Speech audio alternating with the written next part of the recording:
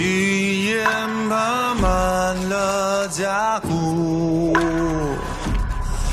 Hari itu, alam bawah sangat terguncang. Semua pihak gemetar ketakutan. Keberadaan abadi menjulang di antara langit dan bumi. Saat sayapnya bergerak, kabut emas meluap ke langit dan energi kacau melonjak. Seolah-olah Raja Iblis yang tak tertandingi sedang bergerak, yang tidak bisa dihentikan oleh siapapun. Di gunung pendek beristirahat sebuah kuil kuno. Suara lonceng perunggu berbunyi selama 100 li, dan cahaya keberuntungan mengalir ke langit. Ini adalah kuil Buddha tua yang jelas tidak berada di dalam wilayah Sekte Barat. Namun, itu masih ditemukan. Suara tulisan suci memekakkan telinga, dan aura dewa memenuhi udara dan melonjak ke cakrawala ke-9. Sebuah tangan emas besar terulur. Dewa yang baru saja turun dari alam yang lebih tinggi dan sedang mencari istirahat menjadi marah. Meskipun kekuatan magisnya mencapai surga, ia tetap tidak bisa menghindari tangan ini. Tangan besar itu menutup, menariknya ke atas. Itu berjuang dengan enggan, namun tempat ini meledak dengan kecemerlangan, dan hanya reruntuhan yang tertinggal saat memasuki mulut keberadaan abadi. Dunia ini sangat terguncang. Semua sisi gemetar, dan makhluk-makhluk dari 8 wilayah gemetar ketakutan. Hari itu, raksasa yang gigih memburu dewa. Di bawah rawa terdapat gua 9 lapis dengan setiap lapisan lebih gelap dari yang terakhir. Sebuah kaki besar turun, membelah garis lei bumi, meruntuhkan bumi yang gelap dan suram ini. Dewa yang berkedip dengan api dunia bawah bergegas ke atas. Dia datang dari alam yang lebih tinggi dan turun dari dunia bawah bumi. Dia sedang beristirahat di sini dan menunggu kesempatan, namun pada akhirnya ditemukan oleh keberadaan abadi. Tangan besar itu mencari keluar, menutupi langit dan bumi dan menjebaknya di dalam. Dia kemudian dilemparkan ke dalam mulut keberadaan yang tidak pernah mati.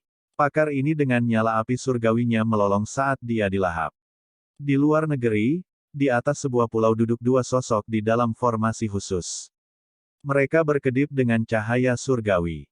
Mereka bersembunyi di sini dan ingin kembali ke alam yang lebih tinggi. Itu karena keduanya sudah tahu bahwa keberadaan abadi memusnahkan dewa, tetapi mereka masih tidak bisa segera pergi. Sepasang murid emas muncul di langit, menghadap ke tempat ini. Ada kabut tebal berputar-putar di sekitar sosok ini. Dia membuka mulutnya dan mengisap ke dalam, dan seperti sungai ke laut, keduanya dilahap. Di luar wilayah ini, ada sebuah kuil kuno yang melayang di antara meteor. Ini adalah halaman terisolasi milik Sekte Mending Surga. Itu disembunyikan dengan cukup baik. Kedamaian itu rusak. Seorang ahli yang bersembunyi di dalam berteriak keras dan melakukan segala yang dia bisa untuk bergegas menuju angkasa luar yang gelap. Namun, itu tetap tidak berguna. Sosok besar muncul dari belakang. Sayapnya bergerak ringan, mengirimkan riak emas keluar. Dia dibatasi, dan kemudian tubuhnya mulai terbelah inci demi inci. Dia benar-benar ketakutan ketika dia melihat tubuhnya hancur berantakan. Ini adalah bencana besar, tetapi hanya ditargetkan pada alam yang lebih tinggi. Tubuh besar dari keberadaan abadi melakukan perjalanan melalui 8 wilayah seperti iblis atau dewa yang telah ada sejak pembukaan dunia ini. Sepertinya tidak ada yang mustahil baginya, dan tidak ada yang bisa menentangnya saat dia memburu para ahli yang menyalakan api surgawi mereka. Targetnya dipilih dengan cermat, terutama berfokus pada Gunung Abadi, Sekte Barat, dan ahli kekuatan besar lainnya yang telah mencoba menekannya sebelumnya. Dia berkeliaran di dunia ini untuk mencari aura surgawi. Penyegelan dewa yang dia lakukan hari ini bukan untuk membunuh sampai yang terakhir dan meninggalkan alam bawah dalam kesia-siaan, tetapi sebaliknya untuk menyapu pria sekte besar dan sepenuhnya menyapu para ahli dari alam yang lebih tinggi. Inilah makna sebenarnya di balik tindakan ini. Dunia di bawah langit sangat terkejut. Seluruh dunia gemetar ketakutan. Suasana pertemuan di Grand Mountain hancur. Semua orang sangat terguncang. Perubahan yang terjadi hari ini benar-benar tak terbayangkan. Ekspresi semua orang menjadi aneh setiap kali mereka melihat si Hao. Mereka semua merasakan emosi yang rumit. Dukungan orang ini sangat kuat, bagaimana dia mencapai keadaan ini. Akhirnya, beberapa jam kemudian, semua orang dengan linglung pergi dengan tergesa-gesa menuju tempat yang berbeda. Mereka diam-diam mengirim pesan ke sekte mereka untuk bertanya tentang apa yang terjadi. Hong Huang, Sui Yue, dan sekte lainnya relatif lebih santai. Mereka tidak memiliki warisan di alam bawah, mereka tidak menghadapi perselisihan. Ketika Si Hao kembali ke istana kekaisaran, dia secara alami menerima laporan. Hari itu, berita datang dari mana-mana, sampai beberapa altar leluhur akan meledak. Metode keberadaan abadi benar-benar menakutkan semua orang. Dia menargetkan alam yang lebih tinggi, jadi itu tentu saja hal yang baik. Di Istana Surgawi Pusat, Si Hao menyuruh Peng Nain untuk bersantai dan dia tidak perlu khawatir.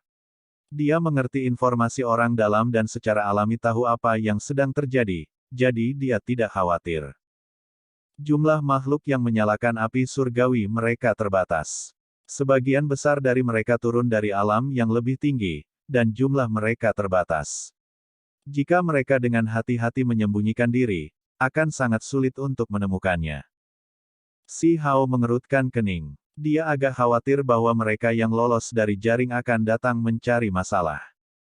Saya meminta Master Sekte untuk turun dan melindungi Sekte. Doa-doa dipanjatkan di setiap daerah, terutama di tempat-tempat pusaka yang tidak pernah mati itu. Setelah mengalami bencana ini, mereka semua merasakan ketakutan yang luar biasa. Mereka mencari cara untuk menghubungi alam yang lebih tinggi dan mencari perlindungan raksasa yang tak tertandingi. Mereka semua takut akan keberadaan abadi yang menyapu segalanya, karena mereka sama sekali tidak memiliki cara untuk membela diri. Namun, tidak satupun dari mereka menerima balasan. Setiap orang memiliki perasaan bahwa segala sesuatunya tidak terlihat baik. Raksasa dari alam yang lebih tinggi telah bertarung selama beberapa hari dan menghilang bersama dengan gerbang primordial itu. Mungkin waktu mereka sudah habis dan mereka kembali ke alam yang lebih tinggi. Prediksi ini membuat dunia gelisah. Jika memang demikian, bukankah dunia ini pada dasarnya milik keberadaan yang tidak dapat mati? Sejak saat itu, langit dan bumi, tanpa diragukan lagi, telah dipisahkan. Sosok besar itu masih bergerak di dunia ini, mencari melalui 8 wilayah untuk terus memburu dewa. Kabut tebal mengelilinginya, dan cahaya keemasan mengalir. Aura yang mengejutkan dunia menyebar keluar. Bencana besar turun belum lama ini. Raksasa dari alam yang lebih tinggi semuanya mengambil tindakan, merebut keberadaan kuat dari 8 wilayah, hanya meninggalkan orang-orang mereka sendiri. Alasan pertama adalah untuk memilih obat, dan alasan kedua adalah untuk membiarkan warisan mereka sendiri di alam bawah berkembang. Sementara itu, sekarang keberadaan abadi mengambil tindakan terhadap sekte-sekte besar ini, tak terbendung saat ia menyapu semuanya, itu juga bisa dianggap sebagai penghancuran warisan mereka. Ini meninggalkan efek setelah yang luar biasa. Beberapa hari kemudian, keberadaan abadi muncul di dalam ibu kota Kekaisaran Negara Batu, membuat setiap rambut di tubuh Si Hao berdiri tegak. Orang ini benar-benar berkarakter. Dia tampak tidak berbahaya ketika dia tidak menunjukkan kekuatannya, tetapi ketika dia melakukannya, seluruh dunia terguncang. Raksasa itu, Si Hao bertanya. Waktu mereka sudah habis. Mereka tidak punya pilihan selain kembali ke alam yang lebih tinggi. Eksistensi abadi menjawab. Saat ini, dia telah kembali ke ukuran orang normal. Tubuhnya tidak lagi kering dan layu seperti ketika dia pertama kali muncul ke dalam kata. Kabut cahaya menyelimuti dirinya. Mereka telah mengepung Dewa Willow dan pagoda kecil untuk mencoba dan merebut keberuntungan alami mereka. Dewa Willow mengungkapkan fragmen berkilau yang membuat banyak orang terkejut. Itu adalah salah satu peluang alami yang mereka cari, dan sebagai hasilnya, mereka mengepung dan menyerangnya. Ada raksasa yang pergi juga, karena Dewa Willow memberitahu mereka tentang tempat dengan keberuntungan alami di alam bawah. Setelah mendengar tentang ini, beberapa raksasa segera bergegas. Apakah mereka mendapatkan sesuatu? Si Hao bertanya. Dia tahu bahwa Dewa Willow melakukan ini untuk menghabiskan waktu mereka. Saya tidak tahu. Keberadaan abadi menggelengkan kepalanya. Setelah waktu mereka habis, para raksasa itu tidak punya pilihan selain segera kembali ke alam yang lebih tinggi. Pada akhirnya, Dewa Willow memasuki gerbang primordial bersama dengan pagoda kecil. Keberadaan abadi juga masuk, mengirimkan tubuh roh melalui gerbang kabur. Semua orang sebelumnya berpikir bahwa tubuh aslinya telah masuk. Saya hanya ingin mengalaminya sedikit. Itu benar-benar tempat yang menakutkan. Keberadaan abadi menghela nafas dan berkata, tubuh rohnya bahkan tidak bisa melihat banyak setelah masuk sebelum segera berubah menjadi genangan darah dan mengalir keluar. Sampai-sampai dia bahkan tidak tahu apa yang menyebabkan kematiannya atau apa yang bahkan terjadi. Bagaimana dengan Dewa Willow dan pagoda kecil? Si Hao gemetar dalam hati. Dia sangat gugup. Mereka cukup kuat. Mereka mengirim beberapa korban masuk dan 2 atau 3 raksasa lainnya sebelum masuk. Keberadaan abadi berbicara dengan ekspresi tidak jelas. Dia tidak tahu apakah darah Dewa Willow termasuk dalam darah yang mengalir keluar. Pertempuran yang pecah di sana sangat intens. Gerbang primordial kemudian menghilang, melepaskan diri dari kendali Dewa Willow dan tenggelam ke kedalaman kekacauan utama. Masih ada lagi yang harus saya lakukan. Keberadaan abadi bangkit. Ada sepotong berkilau yang seputih salju seperti batu giok di telapak tangannya. Itu berkilau dengan cahaya. Apa itu? Si Hao bertanya. Cermin kekacauan primal. Eksistensi abadi menjawab. Inilah tepatnya potongan berkilau yang diungkapkan Dewa Willow. Itu adalah harta ajaib yang, setelah selesai, akan memungkinkan seseorang untuk melihat dunia di atas dan bumi di bawah, menembus melalui 9 langit dan ke-10 bumi. Bagian ini saja sudah memiliki kekuatan surgawi yang menakjubkan. Itu bisa memungkinkan seseorang untuk memeriksa ke-8 wilayah. Itulah mengapa para raksasa menjadi gila. Mereka ingin mendapatkannya dan kemudian bergabung dan mengaktifkan harta tertinggi ini bersama-sama untuk mengamati gunung dan sungai di alam bawah untuk peluang alam yang besar. Pada kenyataannya, itu hanya sebuah fragmen, jadi itu sama sekali tidak mencengangkan seperti yang mereka pikirkan. Mungkin dia bisa mencari makhluk hidup, tapi mencari peluang alam yang besar terlalu sulit. Saya pergi. Keberadaan abadi bergegas ke surga. Dia membawa pecahan bersinar yang ditinggalkan Dewa Willow bersamanya sebelum menuju ke kehampaan. Hari itu, seberkas cahaya surgawi menembus langit di atas dan bumi di bawah, muncul di 8 wilayah dan bersinar ke segala arah. Keberadaan abadi mengaktifkan fragmen putih salju ini dan melakukan perjalanan kemana-mana untuk mencari makhluk dengan nyala api surgawi mereka. Hasilnya cukup bagus. Meskipun dia tidak dapat menemukan bangunan kuil makhluk tertinggi, menemukan pembudidaya yang lebih lemah dari dirinya sendiri terlalu mudah. Di dalam jurang menyembunyikan pohon anggur hantu. Itu gemetar ketakutan. Meskipun telah menyalakan api surgawi, itu sangat ketakutan. Cahaya putih menyebar dan menyapunya, menerangi tubuh aslinya. Sebuah tangan besar terulur, menghancurkan jurang dan meraihnya. Itu langsung dimakan. Di dalam gunung berapi, magma merah dan panas melonjak. Seekor naga banjir merah bersembunyi di sini untuk menghindari bencana besar. Setelah turun dari alam yang lebih tinggi, ia awalnya berpikir bahwa ia memiliki kekuatan yang tak terhentikan dan dapat melakukan apapun yang diinginkannya. Namun pada akhirnya, ia akhirnya memilih tempat kematiannya. Hamparan cahaya suci tersebar, menyinari tubuhnya. Ao! Ia mengeluarkan teriakan ketakutan dan melompat ke udara. Sayangnya, itu semua sia-sia dan keberadaan abadi malah langsung membawanya ke mulutnya yang besar. Dengan pemisahan langit dan bumi, hasil utamanya adalah makhluk dari alam yang lebih tinggi tidak bisa turun lagi. Sementara itu, ada beberapa area di alam bawah yang masih bisa naik ke surga dan memasuki alam tinggi yang tak terbatas. Hukum alam mengizinkan makhluk tingkat rendah untuk memasuki domain tingkat yang lebih tinggi, tetapi sangat sulit bagi keberadaan yang kuat untuk turun ke dunia yang lebih rendah, karena mereka akan menerima batasan. Ini, mungkin, cara Dao Agung melindungi alam bawah. Hanya saja, jalan itu telah ditutup sementara oleh keberadaan abadi. Meskipun dia tidak bisa membalikkan hukum alam dunia ini dan akan segera dibuka kembali, mereka pasti ditutup sekarang. Ada ahli yang dengan panik menyerang pembatasan ini untuk kembali ke alam yang lebih tinggi. Sayangnya, Itu terlalu sulit bagi mereka untuk melakukannya. Meskipun kamu tidak mati, kamu akan menghadapi kesengsaraan karena melawan surga seperti ini. Nenek moyang kita pasti akan bergabung untuk menekan dan membunuhmu. Beberapa individu yang kuat meraung. Berisik. Mata keberadaan abadi terbuka lebar. Cahaya keemasan berkelap-kelip, membekukan orang-orang ini di tempatnya. Kemudian, dengan tamparan, mereka semua hancur menjadi ketiadaan. Tindakan penyegelan dewa telah berakhir. Langit dan bumi menjadi jernih dan damai kembali. Bencana yang mengerikan telah berakhir. Aku akan pergi. Keberadaan abadi kembali ke istana kekaisaran negara batu lagi. Kata-katanya singkat saat dia memberitahu Si Hao bahwa semuanya sudah selesai. Jika tidak ada yang tak terduga terjadi, mulai hari ini, tidak ada orang lain yang akan mengganggu alam bawah. Akan ada masa damai yang sangat panjang, dan mungkin ini akan menjadi masa subur di mana orang-orang kudus berjuang untuk mendapatkan kekuasaan. Jika dewa muncul, maka mereka akan tetap menjadi penduduk asli dari alam bawah yang mencapai tingkat kekuatan itu. Senior, bisakah kamu tinggal di sini lebih lama? Si Hao mendesaknya untuk tinggal untuk meminta bimbingan.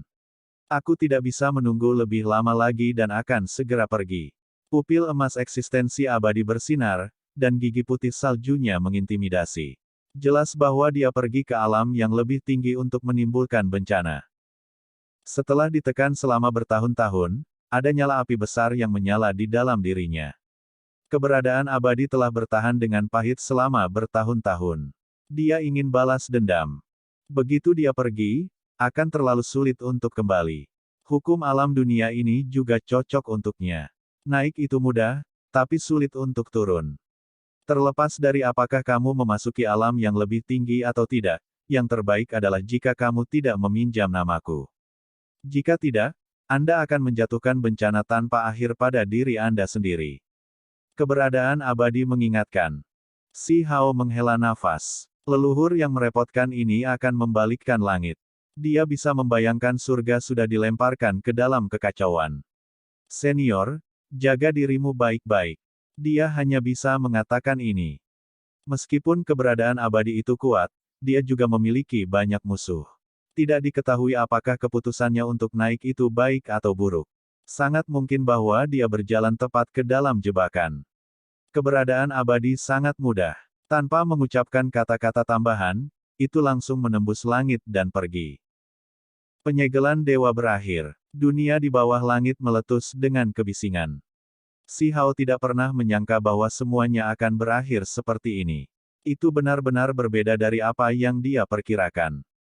Tidak ada pertempuran putus asa yang menakjubkan, juga tidak ada langit dan bumi yang runtuh. Itu hanya satu keberadaan abadi yang menyapu dunia ini untuk menangkap para pembudidaya yang menyalakan api surgawi mereka, tetap tak terbendung sampai akhir. Kedelapan wilayah sedang berdiskusi di antara mereka sendiri. Untuk seluruh dunia ini, gangguan kali ini terlalu besar. Seseorang benar-benar menangkap semua dewa. Metodenya menantang surga. Ini benar-benar hal yang tak terbayangkan. Dia pergi begitu saja. Itu agak terlalu biasa. Si Hao berdiri di istana kekaisaran sambil menatap bulan di langit dan bergumam pada dirinya sendiri. Dia tampak sangat kesepian. Peng Nain memimpin King Feng berkeliling, membantunya memahami semua yang terjadi di istana kekaisaran. Ketika dia melihat pemandangan ini dari kejauhan dan mendengarnya berbicara pada dirinya sendiri, dia merasa sedikit tidak bisa berkata-kata. Di luar gempar, dan kata itu tidak damai sama sekali, namun Yang Mulia merasa kesepian. Berbeda dari apa yang saya harapkan. Si Hao menghela nafas ringan. Cahaya bulan terasa dingin. Dia berdiri di altar sambil menatap ke langit. Dia merasa cukup frustrasi. Dia mengucapkan selamat tinggal kepada Dewa Willow, dan dia mengirim pagoda kecil itu. Akankah mereka dapat kembali hidup-hidup untuk bertemu dengannya lagi? Dari apa yang dikatakan keberadaan abadi, Dewa Willow dan pagoda kecil keduanya memasuki gerbang primordial. Apakah ada darah yang mengalir keluar milik mereka? Apakah mereka sekarang dipisahkan oleh kematian? Sejak zaman kuno, setiap makhluk tertinggi yang memasuki gerbang itu tidak pernah muncul kembali. Ketika dia mengingat ini, dia tidak bisa menahan diri untuk tidak menghela nafas. Dewa Willow telah memberinya terlalu banyak, membuatnya merasa sangat enggan. Bagaimana mungkin dia tidak khawatir? Dia merasakan gelombang kekecewaan dan frustrasi. Apakah akan ada reuni lagi? Ketika dia memikirkan semua yang telah terjadi di masa lalu, dia merasa sangat suram. Awan gelap melayang melewati, menutupi bulan yang cerah dan dingin. Dunia segera menjadi jauh lebih gelap. Alam yang lebih tinggi, aku akan pergi ke sana. Si Hao mengepalkan tinjunya. Aku akan menjelajahi daerah misterius itu. Dewa Willow, pagoda kecil, tunggu aku. Saya pasti akan bertahan dan berjuang di atas sana. Dia memantapkan keyakinannya. Matanya berkedip-kedip dengan pancaran sinar. Ras tanpa batas ada di alam yang lebih tinggi. Bakat surgawi meningkat dalam jumlah besar, dan setiap ras memiliki kejeniusan yang tiada taranya. Bahkan ada bakat luar biasa dan peri dunia lain. Tidak diketahui berapa banyak pemuda tertinggi dan individu surgawi yang ada di bumi besar. Mereka masing-masing menduduki suatu wilayah, mendominasi wilayah mereka dan menciptakan legenda mereka sendiri. Si Hao ingin melihat alam yang lebih tinggi untuk dirinya sendiri. Dia ingin melangkah di jalannya sendiri. Sui Yue dan Lan Yu telah membicarakannya sedikit. Itu adalah panggungnya yang sebenarnya, yang dipenuhi dengan pertempuran berdarah panas antara para jenius luar biasa dari generasinya. Itu adalah tempat di mana makhluk tertinggi berkompetisi dan makhluk abadi berdiri melawan satu sama lain. Si Hao berangsur-angsur menjadi tenang, tidak lagi tampak bingung. Matanya menjadi tegas. Ketika dia selesai tinggal di alam bawah, dia pasti naik ke surga dan melanjutkan ke dunia yang lebih besar dari alam yang lebih tinggi. Dia akan melompat keluar dari lubang ini. Kakak kecil, apakah ada masalah? King Feng berjalan mendekat. Dia sudah membiasakan diri dengan banyak hal di bawah instruksi Peng Nine dan sudah terbiasa dengan kehidupan di dunia luar. Selain dia, Da Zuang yang mengikuti Raja Perang dan Pi Hou yang menikmati dunia fana juga cukup puas. Mereka beradaptasi dengan segala sesuatu dengan cukup cepat. Salah satu dari mereka memasuki sisi militer, yang lain berkeliling kemana-mana, dan yang terakhir mempelajari teknik berharga dari dunia luar, mereka semua memiliki manfaat mereka sendiri. Saya baik-baik saja, King Feng. Apakah Anda bersedia untuk memerintah negara batu? Si Hao langsung bertanya. Ah, kakak kecil, apa yang kamu bicarakan? King Feng terkejut saat dia melihat si Hao dengan bingung. Mungkinkah kakak laki-lakinya akan pergi jauh dan meninggalkan wilayah gurun? Si Hao tidak menyembunyikan apapun dan berkata, di mata orang-orang dari alam yang lebih tinggi, 8 wilayah hanyalah sangkar. Saya ingin membebaskan diri dan mencari jalan Dao yang hebat. Pada kenyataannya, ada banyak orang lain yang menganggap alam bawah sebagai sangkar juga. Itu terlalu kecil dan tidak bisa mengasah naga sejati. Bakat dan keabadian yang luar biasa hanya bisa muncul dan bersaing di alam yang lebih tinggi. Kakak kecil, apakah kamu benar-benar akan pergi? Jika kamu melakukannya, bukankah kami tidak akan pernah bisa melihatmu lagi? Mata King Feng yang penuh kejutan melebar. Si Hao menghela nafas. Dia menepuk bahunya dan berkata, jangan khawatir, bagaimana bisa? Tentu saja kita akan bertemu lagi. Dia bergumam pada dirinya sendiri. Dia tidak ingin mengganggu cara hidup King Feng. Lagi pula, dia masih terlalu muda. Menempatkan Stone Country di pundaknya akan menjadi beban yang terlalu besar. Dia masih perlu berpikir lebih banyak tentang ini. Si Hao tidak bisa pergi begitu saja dari semua masalahnya. Masih ada hal-hal lain yang harus diatur. Negara batu, orang tuanya, desa batu, dan bahkan aspirasi masa depan bisa ditangani sekarang. Dini hari, cahaya warna-warni emas timur mekar ke segala arah. Itu adalah pagi yang cerah. Di dalam 8 wilayah, semua dewa telah mati, dan dunia benar-benar terguncang. Badai ini jauh lebih besar dari yang mereka perkirakan. Meskipun si Hao merasa agak tenang, dunia luar sedang mendiskusikan ini dengan sungguh-sungguh. Setelah kejutan awal mereka, banyak orang meninggikan, karena warisan normal tidak terpengaruh dan malah menerima manfaat besar. Apakah ini awal dari zaman kejayaan? Haha, Mulai hari ini, tidak ada dewa di dunia ini. Tidak ada yang bisa membuat masalah bagi kita lagi. Saya sudah memiliki firasat bahwa usia ratusan aliran pemikiran untuk bersaing telah tiba. Satu-satunya yang tetap diam adalah sekte besar yang abadi. Mereka telah kehilangan keuntungan mereka, dan kerugian mereka kali ini sangat parah. Gerbang mereka telah diinjak-injak oleh keberadaan abadi, dan semua ahli mereka yang menyalakan api surgawi mereka ditangkap. Gelombang kegelapan besar memenuhi sekte mereka. Dengan semua ahli tingkat itu layu, peristiwa ini hanya bisa dianggap sebagai bencana mutlak.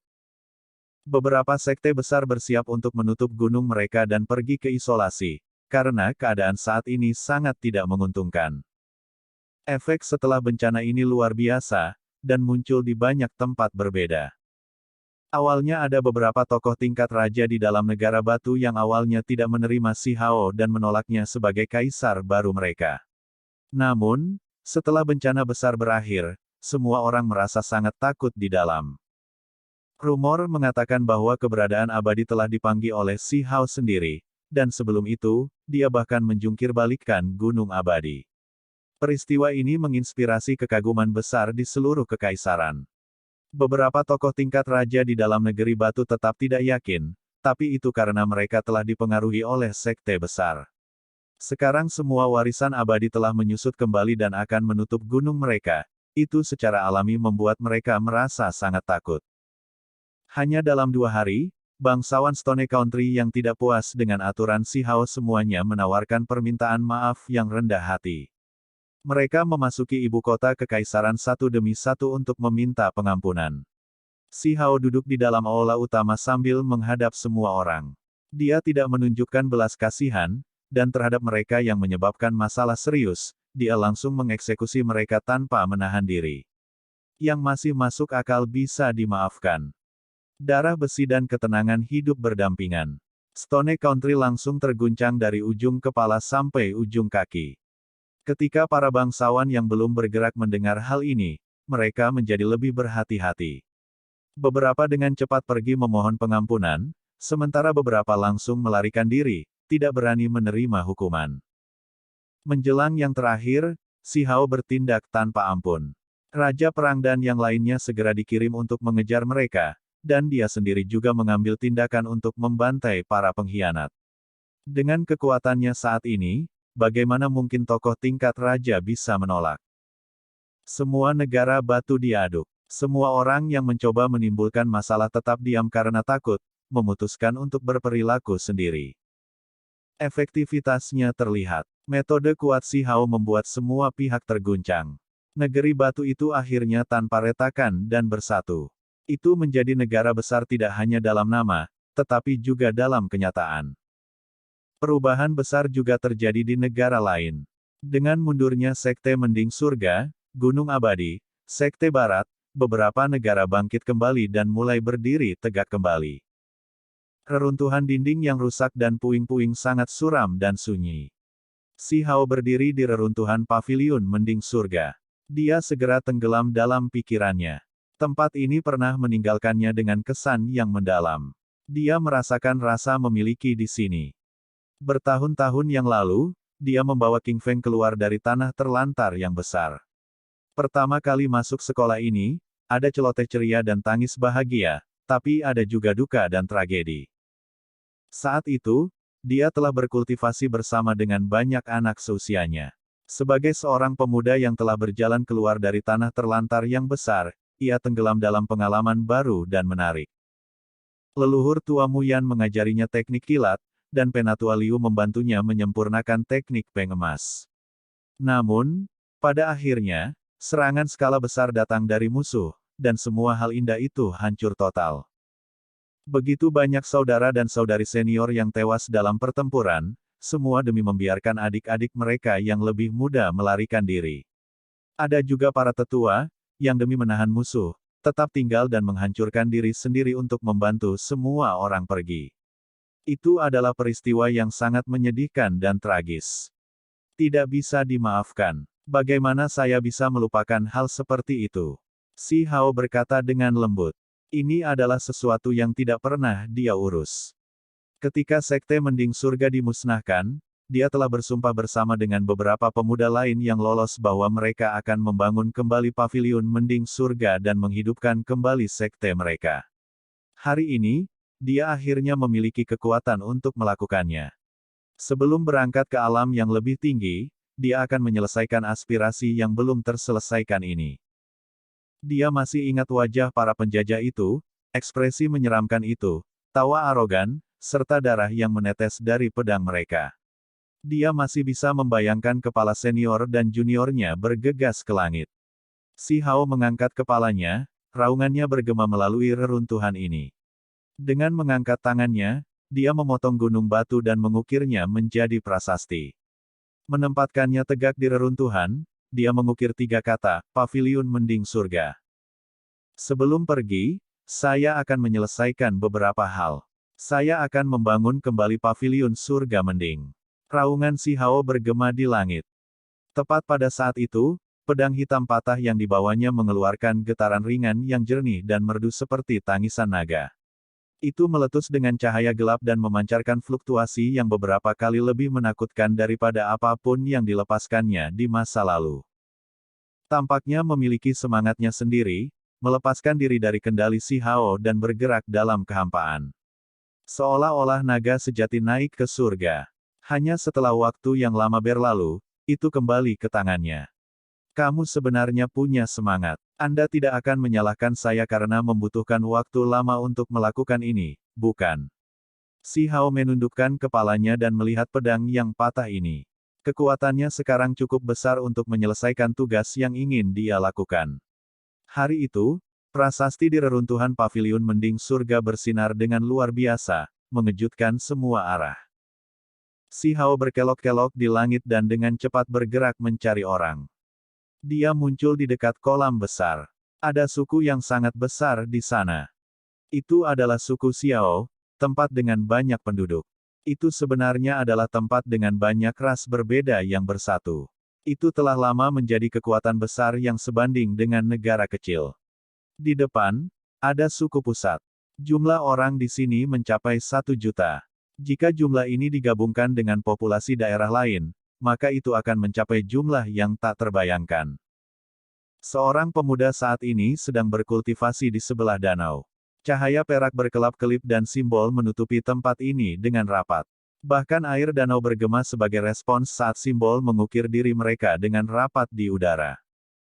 Di sekelilingnya terdapat rerumputan dan pepohonan yang segar dan bersih. Mereka juga beresonansi sebagai tanggapan, perwujudan dari hubungan pemuda berjubah perak ini dengan Dao Agung. Tepat pada saat ini, seorang wanita muda berlari sambil terengah-engah. Dia memanggil dengan keras, berkata, Xiao Tian, Anda punya tamu. Para tetua klan semua bertindak dengan hati-hati dan hormat di sekitarnya, dan mereka ingin Anda bergegas. Siapa ini? Pemuda berjubah perak berhenti dan bertanya dengan cemberut. Dia saat ini berkultivasi dan tidak mau berhenti. Saya tidak tahu, tetapi individu yang duduk di sana terus-menerus memuji betapa menjanjikan dan briliannya Anda, bagaimana Anda pasti tidak akan menjadi seseorang yang tidak berbakat di masa depan. Wanita muda itu cukup menawan dan naif. Dia menyeka keringatnya dan berbicara sambil mengedipkan matanya yang besar. Menjanjikan dan brilian. Pemuda berjubah perak mengulangi kata-kata ini, dan kemudian dia mengatupkan giginya, karena ini benar-benar mempengaruhi suasana hatinya. Kata-kata ini tidak memberinya kenangan indah.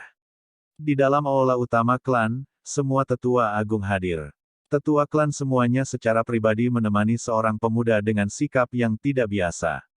Mereka akan tertawa dari waktu ke waktu saat mereka mengobrol. Pemuda berjubah perak bergegas mendekat dan mengenali pemuda cantik yang reputasinya telah menginspirasi kekaguman besar.